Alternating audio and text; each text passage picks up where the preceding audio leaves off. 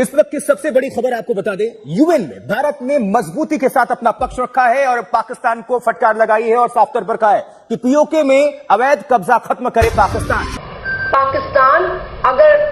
تھپڑ پڑے گا، بھارت کا کوئی منسٹر کسی بھی فورم پر مودی سرکار کے دفاع میں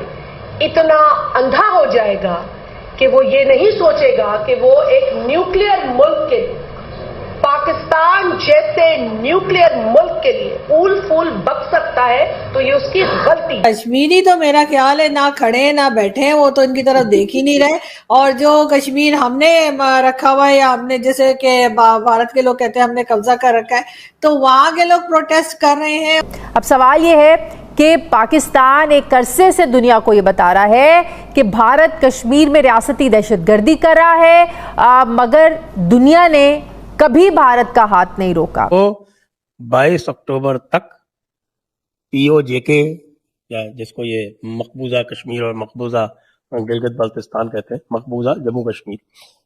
اس کو خالی کر دیں۔ ہم اپنے اسی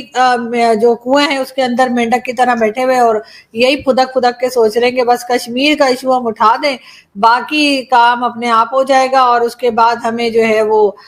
لوگ ظاہر ہمارے ساتھ، جو ہماری پبلک ہے وہ ہمارے ساتھ ہو جائے گی کہ ہاں جی ہاں کشمیر کے لوگوں پہ بڑا ظلم ہو رہا ہے، جبکہ اب ہوا یہ ہے کہ کشمیر کے بارے میں بہت سی چیزیں لوگوں کو پتہ لگ گئی ہیں، انہیں معلوم ہے کہ 76 years of this country we have fought wars, we remained engaged in wars, we fought proxy wars, we remained proxy for decades. 1948, 65, 71, Cold War, war against terrorism, Kargil, ہون پتہ نہیں کون کون سی جنگیں لڑ رہے ہیں، ہم تو وہ جنگیں بھی لڑ رہے ہیں جن کا پتہ ہی نہیں چل رہا کہ ہم لڑ بھی رہے ہیں۔ اتنی تو جنگیں ہم نے لڑ دی ہیں، اور ہم ہمیشہ جو ہے نازک دور میں رہتے ہیں۔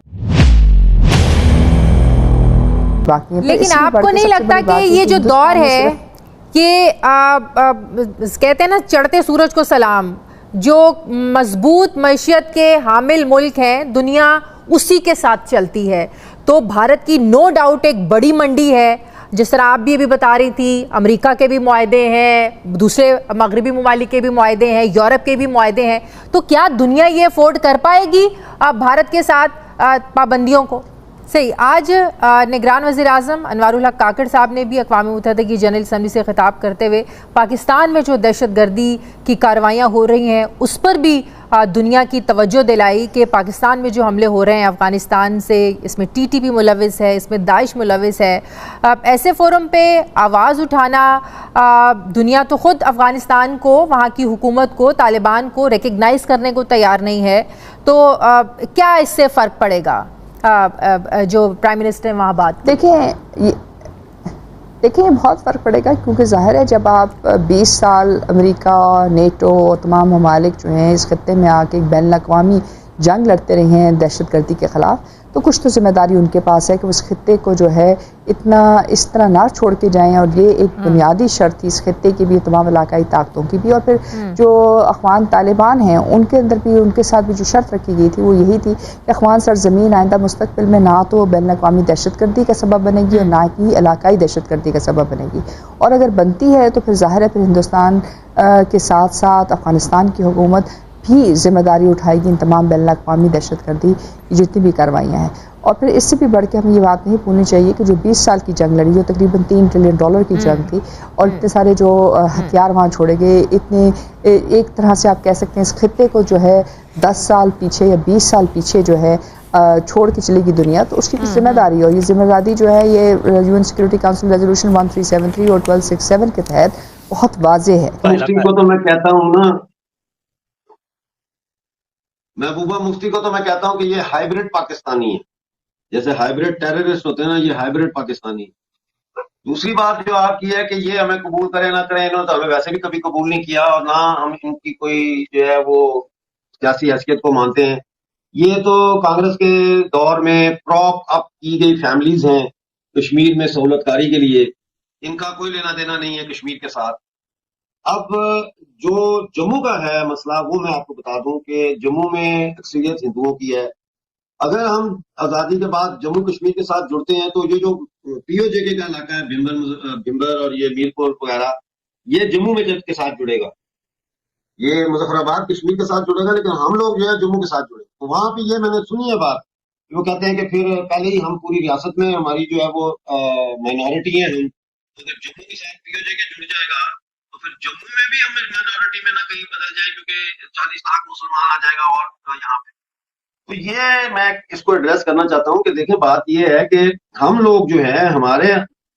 میں اور وادی کے جو کشمیری لوگ ہیں ان میں آسمان اور زمین کا فرق. ہم کشمیر تو تقسیم نہیں ہوا، کشمیر کی وادی پہ تو کسی کا قبضہ نہیں ہے، وہ تو انٹیکٹ تھا. تقسیم تو جموں ہوا، خنجر تو ہمارے دھرتی پہ چلا. لہذا ہم نے جو پاکستان کی 75 سال کی غلامی برداشت کی ہے، تو ایک تو یہ کہ ہم اسلام کو ایک بائنڈنگ یا بانڈنگ فورس کے طور پر تسلیم نہیں کرتے، کیونکہ ہمیں کلمے کے رشتے کے نام پر 70 سال جو ہے وہ ہمارے وسائل لوٹے گئے، ہمارے انسانی حقوق کی پامالی کی گئی، ہمارے جو سیاسی حقوق ہیں ان کو سلب کیا گیا. لہذا ہمیں مارنے والا، ہمارے اوپر ظلم کرنے والا پہلی بات تو یہ کہ ہندو نہیں ہے، وہ مسلمان ہی ہے.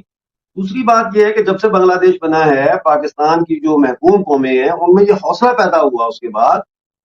کہ آزادی پاکستان سے ممکن ہے،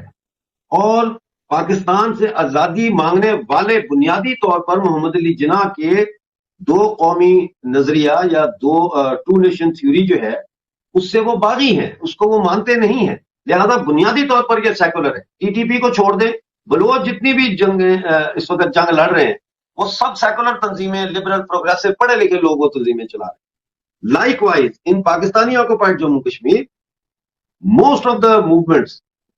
ایون کہ جو خود مختاری اور آزادی کی بات کرتے ہیں وہ سیکولر اور پڑھے لکھے ہیں. یہ جو مجاہدین کی شکل میں، حزب کی شکل میں، لشکر وغیرہ کی شکل میں جو آپ دیکھتے ہیں یہ پراکسیز ہیں، یہ گراؤنڈ ریالٹی کو ریپرزینٹ نہیں کرتی. گراؤنڈ ریالٹی کو ریپرزینٹ کرتا ہے وہ ایکسپیرینس جس سے ہم گزرے ہیں اور جس سے گزر کے جو ہم بنے ہیں. لہذا میں سمجھتا ہوں کہ ہمارے جموں کشمیر میں جڑنے سے یہ عبداللہ اور مفتیز کی طاقت اور کمزور ہوگی، کیونکہ پاکستانی قبضے والے جموں کشمیر کے لوگ بالکل پسند نہیں کرتے محبوبہ مفتی اور فاروق عبداللہ کو. انہوں نے آج تک ایک لفظ ہماری حمایت میں نہیں بولا. ہم مرتے رہے، بھوکے مرتے رہے، پھانسیاں چڑھتے رہے، ہم جو ہے وہ اغوا ہوتے رہے، اسیسینیٹ ہوتے رہے، انہوں نے کبھی کوئی بات نہیں کی. لہذا یہ جموں سے تو یہ کبھی بھی الیکشن نہیں جیت سکتے اگر ہم آ جائیں تو ساتھ جموں کے، کیونکہ ہندو کا ووٹ، سکھ کا ووٹ اور پی او جے کے مسلمانوں کا ووٹ ایک ہی جگہ پہ جائے گا، اور وہ اس جگہ پہ نہیں جائے گا جو منافقین ہیں یا جو اس طرح کے لوگ ہیں جس طرح کے محبوبہ مفتی ہیں. تو ہم بیسیکلی ہمارا جو انٹیگریشن ہوگا وہ جموں کے اندر ہندو جو رہتے ہیں ان کو اور زیادہ اسٹرینتھن کرے گا وہاں.